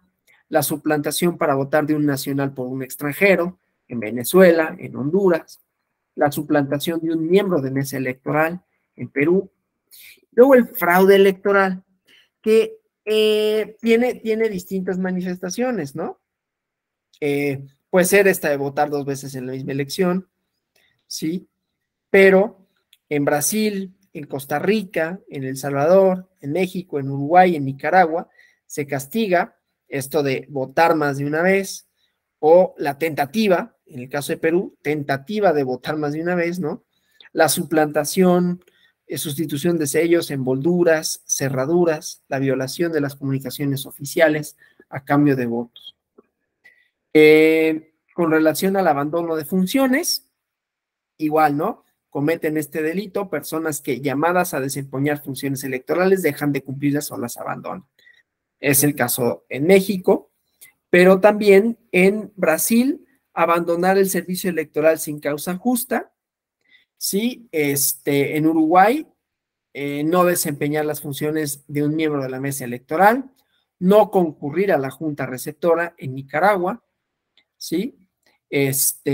O incurrir en el desempeño de funciones por parte de los miembros de las juntas inscriptoras. Propaganda ilegal, como otra dimensión. La ilegal comisión de infracciones a las normas relativas o al tiempo en que debe desarrollarse la propaganda electoral. En México está el artículo 134, en la Constitución, por ejemplo, ¿no? El uso de la propaganda oficial, de los recursos públicos, que tiene tanto la sanción administrativa como la sanción penal. ¿Cómo se llama? En Ecuador también está contemplado, en Venezuela, pero en países como Brasil o Nicaragua hay una especificación más detallada de los delitos de propaganda electoral, ¿no? En Brasil se regulan supuestos como la realización de propaganda electoral en lengua extranjera, ¿sí? O en República Dominicana hay un delito de propaganda realizada por los miembros de la Junta Electoral el día de las elecciones, ¿sí? Y destacar la tipificación de acciones encaminadas a impedir la propaganda lícita, también Brasil y Nicaragua, ¿sí? Esta diversidad, o sea, tenemos como las matrices generales, pero la diversidad de materializaciones, sobornos, ¿no? Hablando de conductas que pueden ser financiamientos ilícitos, ¿no? Pero obviamente, en general, el soborno, que en México puede ser cohecho, ¿no? Puede tener distintas formas de denominarse, pero se solicita directa o indirectamente el voto de algún elector, se le induce a la abstención a cambio de recompensas, dádivas, remuneraciones o promesas, ¿no? Son distintos los delitos que tienen como finalidad influir sobre el elector y pueden ser los medios, ¿no? O sea, el soborno o la coacción, y ambas conductas se regulan en Costa Rica como el mismo o en República Dominicana. Hay en República Dominicana, en Brasil, en Nicaragua, en Chile, en Colombia, ¿sí? Soborno para procurar, que un funcionario cometa o permite que se realice algún hecho que constituye infracción a la legislación electoral. Y luego coacciones, ¿no? Ejercer violencia, intimidación sobre los electores que no usen su derecho al voto, lo ejerzan en contra de su voluntad o descubran el secreto del voto. Entonces, está delitos como la coacción electoral, en México está contemplado, ¿no? Ejercicio de violencia o presión, puede ser por medio de las armas, que ahí en la Ley General de Delitos Electorales está eso, ¿no? O sea, hay una agravante cuando la coacción es por medio de las armas para impedir la realización de los procesos electorales, ¿no? Y también lo contempla Honduras, Bolivia, Panamá, Paraguay, Chile, Brasil.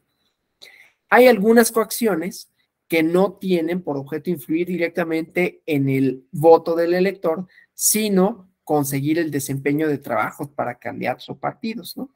Otras coacciones que pueden impedir el ejercicio de funciones electorales que contempla Argentina. Y luego, coacciones dirigidas a fines tan concretos como hacer retirar una candidatura en Nicaragua o procurar la afiliación a un partido político en Bolivia, ¿sí? Aquí la afiliación forzosa tiene efectos de anular esa afiliación en todo caso, pero no es propiamente así un delito, aunque puede tener ahí la alteración de los padrones y todo, pero no es, ¿no? Afiliarme a un partido político sin mi consentimiento no es un delito. Hasta donde he leído la ley, ¿no? Que han sido varias veces, pero no he encontrado ese, por lo menos, ¿no? Ya ustedes me dirán, ustedes lo acaban de estudiar y podrán corregirme si sí es, pero hay países en donde sí, ¿no? Procurar la afiliación a un partido político en Bolivia es un delito, ¿sí? Antes en México era una práctica común, ¿no? O sea, para que pudieras tener un cargo, a veces hasta en la burocracia, ¿no? Tenías que pertenecer al partido político. Sobra decir cuál, ¿no? Desórdenes públicos. Delitos: organización, realización, instigación de desórdenes, tumultos o agresiones que perjudiquen el desarrollo regular de los actos electorales, ¿sí? Esta es una definición de la Ley Electoral de Uruguay. Desórdenes públicos electorales que también están contemplados en Bolivia, en El Salvador, en Ecuador, en Panamá y en Perú. O se tipifican como delito de desorden público conductas más concretas. Promover concentraciones el día de las elecciones en Brasil. La tenencia indebida de armas. El depósito de armas en un área de menos de 80 metros del lugar de la celebración de las elecciones en Argentina. La venta o distribución de bebidas alcohólicas el día de las elecciones. O según los países, la venta dentro de un determinado tiempo anterior a la celebración de los comicios. En México luego se decretan estas leyes, ¿cómo se llaman? Ley seca, creo que se llama, ¿no? Pero su refuerzo es policíaco, es administrativo. ¿no? No es un delito que esté tipificado como tal en el Código Penal, ¿no? Entonces, estos desórdenes públicos, en Costa Rica también está, ¿no? Un delito acudir en estado de ebriedad a la Junta Electoral, ¿sí? Como una modalidad del desorden público, ¿no? Y también son desórdenes públicos, funcionamiento de locales de juego de azar durante el día de las votaciones en Argentina, la organización de espectáculos públicos o actos deportivos, Argentina y Perú, y la reunión de electores en un inmueble cercano al lugar de la celebración de las votaciones, ¿no? Calumnias e injurias, ya vamos a acabar, todos los delitos, ¿no? Que recogen atentados contra el honor de la persona, que ya les había dicho, en México no tenemos, la calumnia es una falta, pero no es un delito, ¿no? ¿Y qué consiste la falsa imputación de un hecho constitutivo de delito mediante expresiones o acciones que supongan deshonra, descrédito o menosprecio? En las legislaciones latinoamericanas están reguladas en pocos países, ¿no? Normalmente son cuestiones más bien administrativas o civiles. En Ecuador, el sujeto pasivo de ese delito es un miembro de los organismos electorales. En Brasil, la pena se agrava si la acción se dirige contra el presidente de la República o contra otro funcionario público en ejercicio de sus funciones. Ahí habría que investigar qué pasó con Lula, ¿no? Cuando lo persiguieron, lo encarcelaron. Y bueno, ya sabemos más o menos un poquito la historia del juez Moro, ¿no? Ahí estaba involucrado también Odebrecht, pero bueno, nada más como ejemplo, ¿no? Porque pues resultó más un montaje que otra cosa. Sustracciones, ¿no?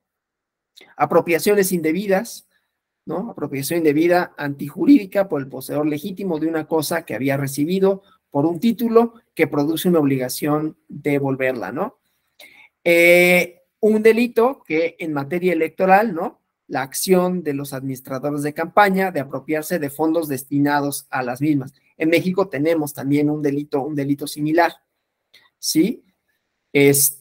Sustracción, destrucción, alteración de documentos o materiales electorales, también en México y Ecuador, ¿sí? Entonces, bueno.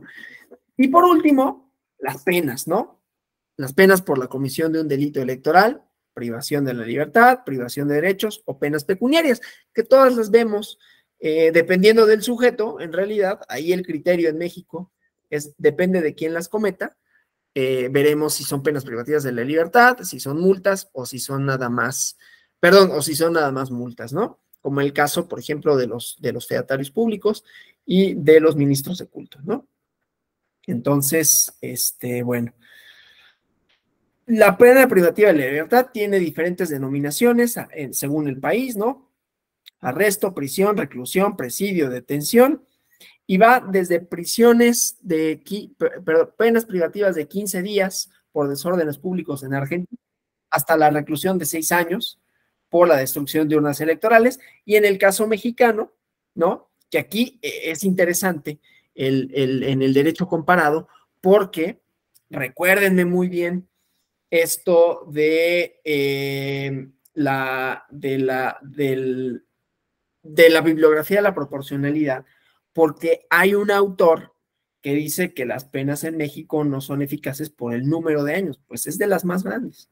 O sea, a pesar de que son pequeñas y que solo hay un agravante, bueno, hay varios agravantes, pero solo un agravante que la hace un delito grave, pero las penas no son tan grandes, es a lo que voy, ¿no? En los delitos electorales. Luego hay penas privativas de derechos, ¿no? Que es en un sentido restrictivo, o sea, toda pena priva de un derecho, pero esta se expresa para penas que privan de derechos de la propiedad, ¿no? De la libertad, ¿sí? Que puede ser la pena principal, como en Guatemala, pero la mayoría de las veces son penas accesorias que imponen otra, ¿no? Las penas privativas de derechos que van asociadas más a menudo con la comisión de delitos es la inhabilitación de cargos públicos, la privación del empleo, como en Uruguay.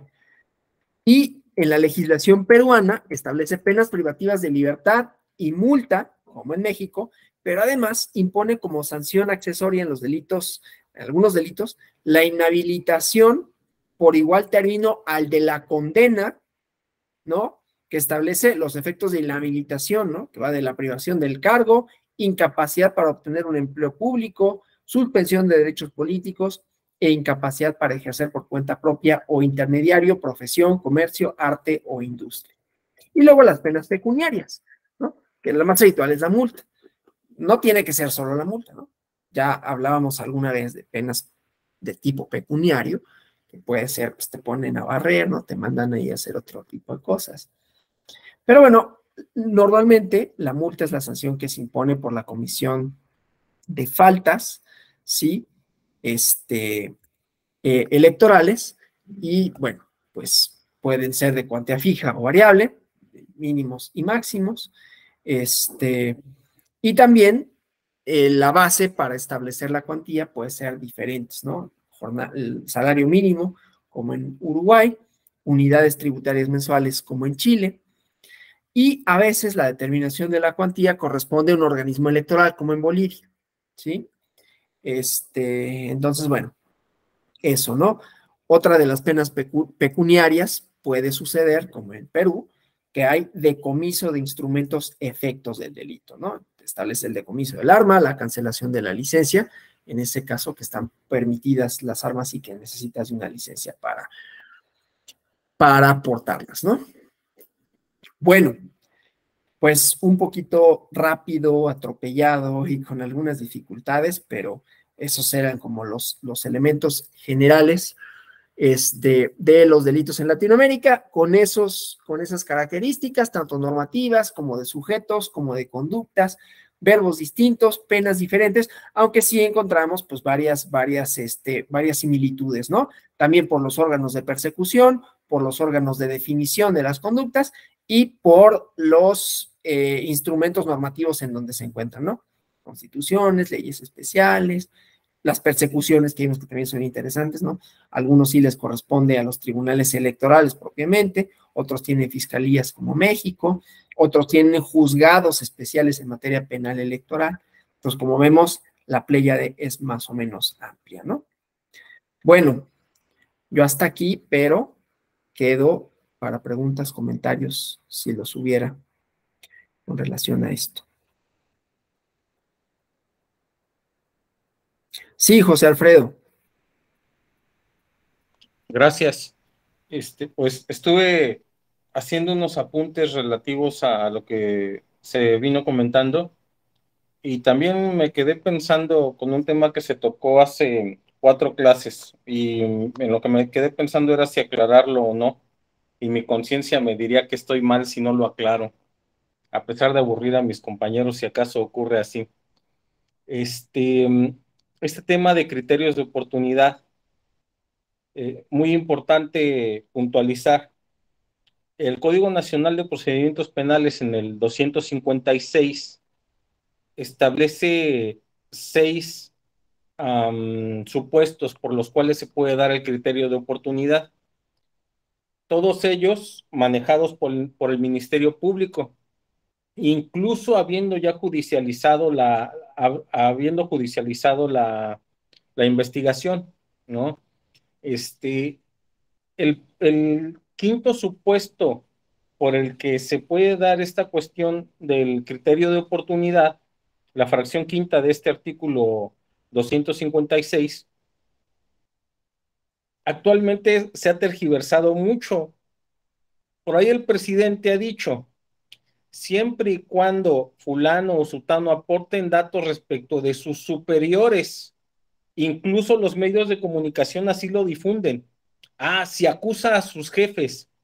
Y no, la fracción quinta dice, cuando el imputado aporta información esencial y eficaz para la persecución de un delito más grave del que se le imputa. Sin duda, el que lo comete un superior podría hacerlo más grave, pero no es una condición sine qua non que sea un superior para que el delito sea más grave. Si aportas datos que muestren un delito más grave relacionado con los hechos que te están juzgando, puede validarse el tema del criterio de oportunidad. No hay una disposición expresa que diga, siempre que acuses a tu jefe, no. Siempre que acuses a un superior, no. No hay una disposición expresa relativa a ese punto. Y en segundo lugar, más bien, en segundo lugar, el tema del procedimiento abreviado. También importantísimo dejar muy en claro, el procedimiento abreviado solo lo puede solicitar el Ministerio Público, nada más. Puede venir el imputado, puede venir su defensor, pueden decir que por derechos humanos solicitan el procedimiento abreviado. Si el Ministerio Público no quiere, no ha lugar al procedimiento abreviado. El mismo juez no lo puede solicitar, porque además, pues el juez es ahí un tercero ajeno a la relación que se da entre esas dos partes, ¿no? El procedimiento abreviado constituye un convenio entre Ministerio Público e imputado. Por ende, si llegan ante el juez y hay algo en lo que están en desacuerdo, adiós, se acaba la vía. En ese momento el juez dice, no procede el procedimiento abreviado porque no se está dando uno de los supuestos procesales, que es el convenio que tiene que haber. Y ese convenio tiene que ser en todo lo que lleguen a señalar ya ante el juez. Y finalmente, del tema de hace 3, 4 clases, en aquel momento ya no lo quise aclarar porque de antemano había hecho yo antes una pregunta que creo que resultó un poco contenciosa con la ponente, pero es importante. El compañero Jaime, el de Yucatán, el compañero de Yucatán, preguntó si quién era el juez que conocía en ejecución, quién era el juez que conocía cuando el imputado ya estaba recluido, sea como imputado o como sentenciado. Por ahí la respuesta que se dio fue que si era como imputado era el juez de control. No. Hay una jurisprudencia de el registro digital 2023-554, es jurisprudencia, insisto, no es tesis, que dice controversias relacionadas con condiciones de internamiento. Es competente para resolverlas la jueza o el juez de ejecución del territorio y fuero del centro penitenciario en el que se encuentra la persona privada de la libertad. Ojo, siempre va a ser el juez de ejecución para condiciones de internamiento. Oye, pero no está sentenciado. Sí, pero está internado. Una condición de internamiento significa que está metido en el centro de reclusión. Y una persona imputada con PPO, con prisión preventiva oficiosa o prisión preventiva justificada, pues está internada, ¿no?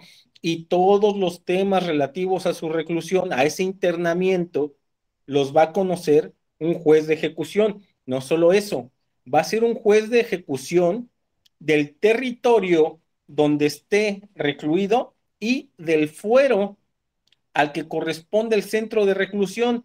Eso es importantísimo también distinguirlo. ¿Por qué? Porque hay ocasiones en las que por cuestión de traslado, cuestión de política criminal, dice, vamos a trasladar a estas personas a Chiapas. Y dice el penal federal, o no hay penal federal allá, o dice el penal federal, estamos llenos. Bueno, mándalo a un penal local. Bueno, pero mis condiciones de reclusión las voy a ver con un juez de ejecución federal. No, y dice, y la regla es no, porque el centro de reclusión en el que estás preso, internado, es local, y entonces el juez que tiene que conocer tus condiciones de internamiento es un juez de ejecución local. Insisto, el registro de la jurisprudencia es 2023-554. Esa es la jurisprudencia de la primera sala de la Suprema Corte. Y pues prácticamente eso. Muchas gracias. No, muchas gracias por las aclaraciones, porque sí, es estas cosas de competencia. La verdad, ahí sí yo me declaro ignorante, ¿no? Porque esas cosas procesales ya tan específicas de la materia penal, pues no se escapan de mi conocimiento. Pero de todas maneras, muchas gracias, porque yo voy a leer entonces esa jurisprudencia, más para efectos de conocer que para otra cosa, pero le agradezco muchísimo que haya enriquecido la clase con esos comentarios. Sí, Elvia Lucero. Nada más, estaba yo recordando en uno de los delitos de la privación ilegal de la libertad, uno de los profesores mencionó el caso de, durante las elecciones, creo que, bueno, fue en el Estado de México, donde se privó de la libertad a una candidata, que después fue puesta en libertad y que finalmente, ¿qué pasó en ese caso? Nada, ¿no? Porque la candidata finalmente decidió ya no seguir participando, ya no seguir en la contienda. No sé si los compañeros recuerdan el caso. Yo ahí digo, independientemente del resultado que no sé, pero ahí hay una configuración de un delito en materia de violencia política de género. Mañana va a tener una conferencia sobre eso, porque son actos que pueden impedir el ejercicio de derechos político-electorales en ese caso. Digo, claro, hay otros elementos que no digo que sea automático, ¿no? Pero porque hay que acreditar otros elementos para hablar de violencia política contra las mujeres en razón de género. Pero finalmente ahí hay un tipo de coacción, ¿no? Acá la cosa es ver si es delito electoral, o sea, es delito, ¿no? El delito es la privación ilegal de la libertad independientemente de cualquier cosa. Ahora, hay que ver si es un delito electoral en sentido estricto, ¿no? Que son como dos cosas distintas. Puede tener efectos en lo electoral sin que sea necesariamente delito electoral, pero sí es un delito. No sé si me explico. Por sí mismo, ¿no? Sí, era la candidata, si no me recuerdo, era Atlacomulco, la candidata, creo que era Súdique Rodríguez, que fue secuestrada, después puesta en libertad, y ella decidió ya no continuar. Pero en este caso, no recuerdo cómo lo planteó el profesor, si ya no pasó más porque nadie pidió, bueno, no fue perseguido el delito, ¿no? Bueno, si hubiera sido privación ilegal de la libertad, tendría que haber sido perseguido. Inclusive eso, la mayoría de esos son delitos graves. A reserva de que no conozco exactamente la legislación del Estado de México, pero no están sujetos a bueno, pues vamos a decirlo como dicen llanamente, un secuestro express, bueno, pues ya no pasa nada, porque no están sujetos a esa, o sea, normalmente cuando son delitos graves se persiguen de oficio y entonces ya no necesitan de la denuncia, pero a ver, Noel, a lo mejor él tiene más información de esto, o bueno, o gusta otra participación. No, nada, maestro, gracias. Nada más tengo una duda. En la convocatoria del diplomado dice que hay que responder a unas preguntas que se iban a formular en el transcurso de las clases para obtener la constancia. ¿Alguien sabe cuáles son esas preguntas? Gracias. José Alfredo sabe. Sí, es una pregunta, de hecho, a ver, aquí la tengo. Dice, perdón, está cargando. ¿Cómo se insertan las reglas del derecho penal para garantizar procesos electorales democráticos? Es la única, nada más. ¿Cómo Sí, se es esa, insertan las reglas del derecho penal para garantizar procesos electorales democráticos? Así es. Y también en el correo que reciben de bienvenida, creo que ahí les indica. Cualquier cosa, pues escríbanme, ¿no? Y yo con gusto les respondo. Bueno, pues muchas gracias. Ahora sí me despido, esperando que el diplomado haya sido en general de su agrado. Hubo algunos bachecitos por ahí que son normales, ¿no? Pero fuera de eso, espero que el contenido, que las y los ponentes, que las clases hayan sido de su agrado. Todavía mañana tienen una clase. Pero bueno, pues esperando también verlos, ¿no? En otras actividades de la Escuela Judicial Electoral. Pues les deseo que haya sido otra vez provechoso el diplomado, que tengan una buena clase el día de mañana y les agradezco muchísimo por haberse conectado, por su presencia, participaciones, etcétera. Hasta la próxima. Muchas gracias. Gracias. Y gracias por enriquecer la clase también. Gracias a todos. Gracias. Gracias, doctor, que esté bien. Igualmente. Saludos, compañeros, gracias. Adiós.